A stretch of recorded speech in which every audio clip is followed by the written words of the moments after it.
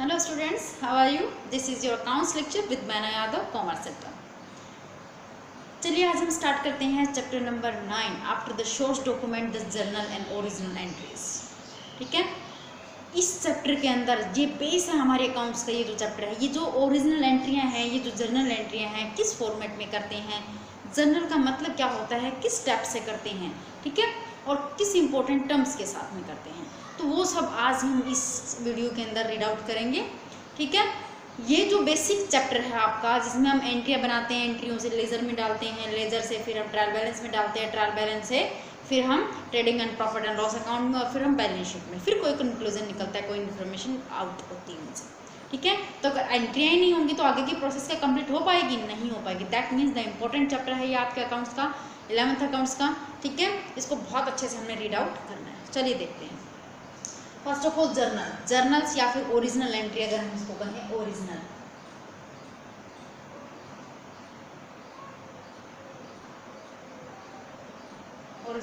ठीक है, जर्नल क्या होता है? Journal is a book of original entry in which the transactions are, ये ओरिजिनल एंट्री होती है जिसके अंदर हम ट्रांजेक्शंस को रिकॉर्डेड फर्स्ट ऑफ ऑल, सबसे पहले जो एंट्रियाँ होती है, जो बिजनेस ट्रांजेक्शंस होती है, वो जर्नल्स के अंदर रिकॉर्ड होती हैं। And when they take place, जब हमने उनको किसी एक प्लेस के ऊपर रखना होता है, ठीक है, एक स्पेसिफिक प्लेस उनको मिल जाता है। सबसे पहले जितनी भी बिजनेस ट्रांजेक्शन होती हैं उनको एक प्लेटफॉर्म मिल जाता है, उनको सबसे पहले हम जर्नल्स या ओरिजिनल एंट्री के अंदर क्या करते हैं? रिकॉर्ड करते हैं। ठीक है, फॉर्मेट देखिए कैसा होता है। फॉर्मेट में हमारे पास कितने स्टेप होते हैं? 1 2 3 4th एंड 5th, ये 5 स्टेप होते हैं। देखिए कैसे, ऊपर हमने लिख दिया जर्नल एंट्री या original entry in the books of, जिसकी भी हम बुक्स में बनाते हैं। ठीक है, पहला कॉलम किसका होता है? डेट का, मतलब जो बिजनेस ट्रांजेक्शन किस डेट को, ये डेट मेंशन करने पड़ते हैं हमने यहाँ पे। ठीक है, सेकंड है पर्टिकुलर का, पर्टिकुलर में ही वो सब कुछ आता है। जैसे सपोज कीजिए हमने अगर कोई बिल्डिंग परचेज की है कैश के अंदर, तो एंट्री क्या करेंगे? Building account debit to cash कर दिया हमने इस तरीके से।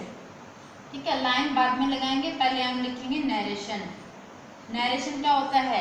हमने ये पार्टिकुलर के अंदर लिख दिया कि किस चीज़ की एंट्री है, किस चीज़ की बिजनेस ट्रांजेक्शन है वो। ठीक है, सामान खरीदने की है, बेचने की है, बिल्डिंग खरीदने की है, बेचने की है, किसी एक्सपेंडिचर्स की है, किस चीज़ की है। ठीक है, हमने लिख दिया कि building account debit to cash, that means building हमारे पास आई है, कैश हमारे पास से चला गया। ठीक है, नीचे हम लिखेंगे छोटा सा नरेशन। नरेशन का मतलब होता है briefly descriptions about the transactions, जो ट्रांजेक्शन हमने यहाँ पर रिकॉर्ड की है उसका एक ब्रीफली डिस्क्रिप्शन होता है। ठीक है, मतलब शॉर्ट में बता दिया जाता है। अब हम नरेशन यहाँ पर लिखते हैं कि परचेज बिल्डिंग फॉर कैश। ठीक है, ये नरेशन लिख दी हमने, और पोज की जगह यहाँ पर 1 लाख रुपए डाल दिया हमने, लाइन लगा दी। लाइन लगा दी, दैट मीन्स 1 ट्रांजेक्शन आपकी कंप्लीट हो चुकी है, 1 एंट्री आपकी कंप्लीट हो चुकी है। ठीक है, तो इस तरीके से तो पर्टिकुलर हमारा बहुत अहम होता है, बहुत मेन होता है कि हमें लिखना होता है कि जो बिजनेस ट्रांजेक्शन है ये किस चीज़ से रिलेटेड है। सामान आया है, गया है, परचेज है, सेलिंग है, असेट्स की है, फिर किसकी है? इनकम की है, कोई एक्सपेंडिचर्स की है। इस तरीके से लिखेंगे। 1 अकाउंट को हम डेबिट में डालेंगे, 1 अकाउंट को हम क्रेडिट में डालेंगे। ठीक है, उसके बाद में एक छोटी सी नरेशन लिखेंगे, brief description about the topic, ठीक है, अबाउट द एंट्री, और फिर हम लाइन लगा देंगे, दैट मीन्स 1 एंट्री हमारी कंप्लीट है। पर्टिकुलर समझ में आया? ठीक है, अब हम बात करते हैं third column, that means ledger folio. Ledger folio students क्या होता है कि हम किस पेज के ऊपर, पेज नंबर लिखते हैं हम यहाँ पर इसके अंदर। कहने का मतलब होता है कि पेज फोलियो होता है, लेजर फोलियो होता है कि किस पेज के ऊपर हम इस एंट्री को रिकॉर्ड कर रहे हैं, पेज नंबर लिखना होता है हमने, या फिर यहाँ से उठा करके जब हम लेजर में रिकॉर्ड करेंगे तो एटलीस्ट कोई एंट्री छूटे ना। ठीक है, इसलिए हम ledger folio, page number.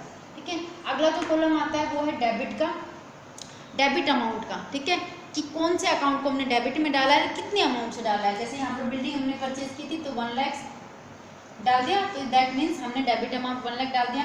And credit amount is also 1 lakh. और क्रेडिट कॉलम, अगला लास्ट कॉलम होता है, ये भी हमारे पास क्रेडिट अमाउंट का ही होता है कि किस अकाउंट को हमने क्रेडिट में डाला है और कितने अमाउंट से डाला है। समझ में आ रही बात? डेबिट कितने अमाउंट से डाला है और क्रेडिट कितने अमाउंट से डाला है। डेबिट कौन से अकाउंट को डाला है, क्रेडिट कौन से अकाउंट को डाला है। नीचे briefly description as a narrations. Clear हो गया? तो ये फॉर्मेट समझ में आया आपको। 5 स्टेप होते हैं, 5 कॉलम होते हैं, डेट का, पर्टिकुलर, लेजर फोलियो, डेबिट और क्रेडिट अमाउंट। ठीक है, अब हम स्टेप देखते हैं कि जर्नल में जब हम रिकॉर्ड करते हैं तो ऐसे कौन से स्टेप देखते हैं। फर्स्ट ऑफ ऑल है कि every business transaction affected at least 2 account. जब हम कोई बिजनेस ट्रांजेक्शन्स को उठाते हैं और उनको लेजर में रिकॉर्ड करने की कोशिश करते हैं तो सबसे पहले हमें ये देखना होता है कि ये बिजनेस ट्रांजेक्शन एटलीस्ट 2 अकाउंट को इफेक्ट करती है या नहीं। 2 अकाउंट को इफेक्ट करेगी तभी तो डबल एंट्री सिस्टम होगा। समझ में आ रही बात? दैट मीन्स एक अकाउंट आपका डेबिट में जाना चाहिए, एक अकाउंट आपका क्रेडिट में जाना चाहिए। ठीक है, डेबिट को शॉर्ट फॉर्म में हम DR लिख देते हैं, क्रेडिट को शॉर्ट फॉर्म में हम CR लिख देते हैं। ठीक है, फर्स्ट स्टेप क्लियर हो गया। Second step, account word is use. हम हर किसी वर्ड के पीछे जिसको हमने पर्टिकुलर में डाला है उसके पीछे हमने अकाउंट वर्ड यूज करना है। जैसे हमने यहाँ पे यूज किया था, बिल्डिंग के पीछे अकाउंट लिखा था, अकाउंट को फुल फॉर्म में ना लिख करके A/C और डेबिट। ठीक है, A/C और क्रेडिट। ठीक है, अकाउंट वर्ड लिखना भी बहुत जरूरी होता है। Account that means full form में ना लिख करके आप इसको A/C भी कर सकते हैं। ठीक है, अकाउंट वर्ड लिखना भी बहुत ज़रूरी है। जैसे यहाँ पर बिल्डिंग के पीछे हमने अकाउंट लगाया, कैश के पीछे भी हमने अकाउंट लगाया। ठीक है, जिसको हम क्रेडिट में डालते हैं उसके आगे हमने टू लगाना ज़रूरी है। ठीक है, फिर आता है अगला स्टेप हमारे पास कि हमने नरेशन लिखना। क्या स्टेप है? नरेशन जैसे हम एक अकाउंट को डेबिट में डाल देते हैं, एक अकाउंट को क्रेडिट में डाल देते हैं, उसके जस्ट छोटा सा लिखते हैं नरेशन। एक ब्रीफली डिस्क्रिप्शन मैंने अभी आपको थोड़ी देर पहले बता दिया है कि नरेशन होता है। नरेशन लिखना भी बहुत ज़रूरी होता है, ये भी इसके स्टेप के अंदर ही आता है। नरेशन लिखने के बाद जो लाइन होती है हमारी, उस लाइन लगाना भी बहुत ज़रूरी होता है ताकि वन एंट्री दूसरी एंट्री के अंदर मिक्सअप ना हो। हमें पता चल जाए कि यहाँ पर वन एंट्री फिनिश हो चुकी है, सेकेंड आपकी स्टार्ट। ठीक है, तो लाइन है वो अलग अलग करती है, दो एंट्रियों को अलग अलग करती है। ठीक है, तो ये थे हमारे पास स्टेप। ठीक है, अब हम रूल्स की बात करते हैं। तो देखिए, रूल्स आपको पता है अच्छे से, हम आपको बता चुके हैं पहले से ही। रूल्स आपको आई थिंक बता चुके हैं। ये देखिएगा, पर्सनल अकाउंट रूल, दूसरा है रियल अकाउंट रूल, और थर्ड वन है nominal account rule. Personal account rule क्या होता है? Debit the receiver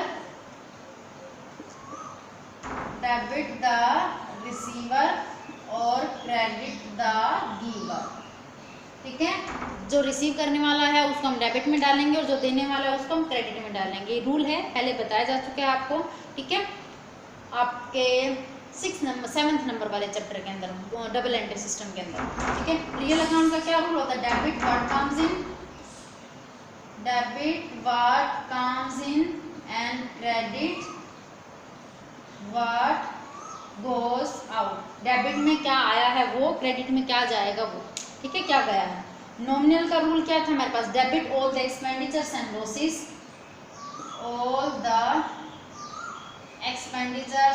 losses, credit all the income and gain. ठीक है, डेबिट में हम डालते हैं सभी एक्सपेंडिचर्स एंड लॉसेस को, क्रेडिट में डालते हैं सभी इनकम और गेन को। तो ये 3 रूल्स हैं जिसको हम अकाउंटिंग के 3 गोल्डन रूल भी बताते हैं कि personal rule account, real account rule और नॉमिनल अकाउंट रूल। पर्सनल में क्या आता है? Debit what comes in and credit what goes out. Personal में आता है debit the receiver and credit the giver. Real में आता है debit what comes in and credit what goes out. और नॉमिनल में आता है debit all the expenditures and losses and credit all the income and gain. ये 3 rules हैं, ये हमको डबल एंट्री सिस्टम के अंदर हम आपको बहुत अच्छे से समझा चुके हैं, मेन है ये। ठीक है, लास्टली वीडियो देख लीजिएगा, उनमें आपको पता चल जाएगा। ठीक है, चलिए आगे हम बात करते हैं। आप रूल्स के बारे में बात कर ली हमने। ठीक है, अब हम कुछ एक इम्पोर्टेंट टर्म्स के बारे में डिस्कस करते हैं। इम्पोर्टेंट टर्म्स अगर हम यहाँ पर लेते हैं, देखें, जैसे अगर हम बात करते हैं गुड्स की, गुड्स जिसको हम परचेज से लिखते हैं। परचेज अगर आता है तो परचेज, अगर जाता है तो सेल्स। ठीक है, गुड्स होते क्या है? हम जिस चीज़ का बिजनेस करते हैं, अगर वो सामान हम खरीद करके ला करके अपने शोरूम में रख लेते हैं और उसके बाद में हम अपने कस्टमर को वो सामान सेल कर देते हैं बिना कोई रिसाइकलिंग की। ठीक है, दैट मीन्स बिना कुछ चेंज किए, एज इट इज़ सामान लेकर के आए, अपने गोडाउन में रखा और एज इट इज़ हमने अपने कस्टमर को सेल कर दिया कुछ मार्जिन लेकर के। समझ में आ रही बात? तो उनको हम कहेंगे गुड्स। क्या कहेंगे? गुड्स। ठीक है, जब हम सामान लेकर के आते हैं तो उसको गुड्स नहीं लिखेंगे, उसको हम किससे डिनोट करेंगे? परचेज से। Purchase account. अगर आप गुड्स लेकर के आए हो अपने बिजनेस के अंदर तो दैट मीन्स परचेज के अंदर। ठीक है, अगर आप वो का वो सामान कस्टमर को बेच देते हो, दैट मीन्स शोल्ड गुड्स, अगर लिखा हो कि शोल्ड गुड्स टू हरी, कि हरी को हमने सामान बेचा, तो दैट मीन्स क्या लिखेंगे, सेल्स। सामान अगर हम लेकर के आए हैं दैट मीन्स परचेज यूज करेंगे, सामान अगर हमने बेचा है तो दैट मीन्स हम सेल्स यूज करेंगे। समझ में आ रही बात, बिल्कुल आ गई होगी। गुड्स, ठीक है, आप समझ में आया, गुड्स परचेज में भी हो सकता है, गुड्स आपका सेल्स में भी हो सकता है, ठीक है। जब आप उस सामान को खरीद लेते हैं, खरीद कर लेकर आते हो तो परचेज यूज करेंगे, और बेच देते हो तो सेल्स यूज करेंगे, ठीक है। दो टर्म और निकलती हैं आपकी यहाँ से कि परचेज रिटर्न, परचेज रिटर्न।